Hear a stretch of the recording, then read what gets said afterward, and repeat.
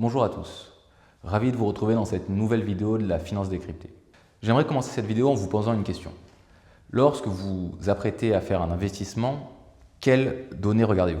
Sûrement la performance passée de cet investissement, peut-être sa volatilité, mais je suis certain que beaucoup d'entre vous oublient un facteur, le drawdown.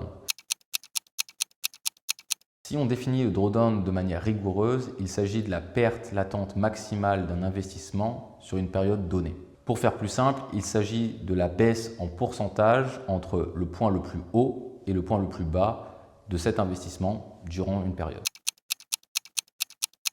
Vous avez un portefeuille qui atteint son sommet à 150 000 €.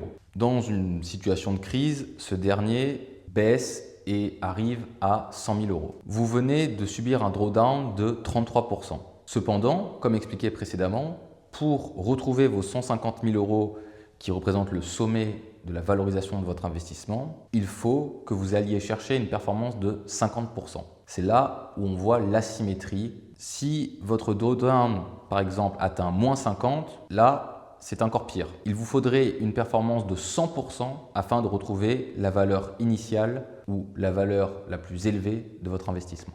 Comme nous l'avons vu, plus le drawdown est profond, plus la pente est difficile à remonter. C'est pour cela que de nombreux investisseurs, au-delà de s'attarder sur la maximisation du gain de leurs investissements, s'attardent aussi beaucoup sur la minimisation des drawdowns.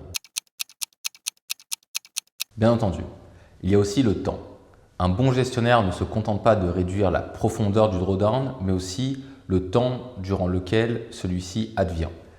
Ce temps-là, en finance, nous l'appelons le time underwater ou le time to recovery. Pourquoi ce temps-là est important? Car psychologiquement, il est compliqué pour un investisseur de tenir un drawdown qui durerait 3 ans par rapport à un drawdown qui durait 2 semaines. Dans le cadre d'un drawdown long, l'investisseur et ses biais psychologiques peuvent avoir un effet extrêmement néfaste sur ses propres investissements en prenant des décisions qui sont basées sur la peur ou l'inquiétude du futur de ses investissements.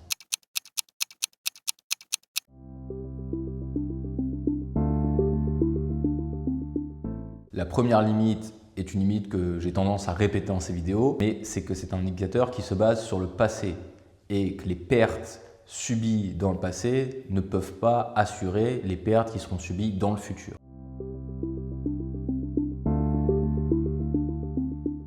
Une des limites du drawdown, c'est qu'il ne prend en compte que la baisse la plus importante d'un fonds ou d'un investissement sur une période donnée. Ainsi, deux fonds ayant le même drawdown peuvent avoir un parcours boursier totalement différent et avoir un comportement qui n'est pas comparable. Typiquement, le drawdown ne prend pas en compte la volatilité du fonds, il ne prend pas en compte non plus le nombre de baisses intermédiaires que le fonds aurait pu subir.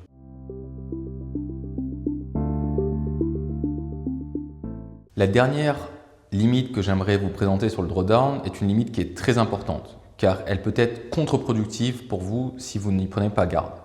Le drawdown peut avoir tendance à sanctionner les stratégies les plus performantes sur le long terme. Si on prend un fonds action, tech ou biotech, par exemple, ces fonds peuvent avoir subi un drawdown très important, mais avoir une performance long terme, elle aussi, très importante.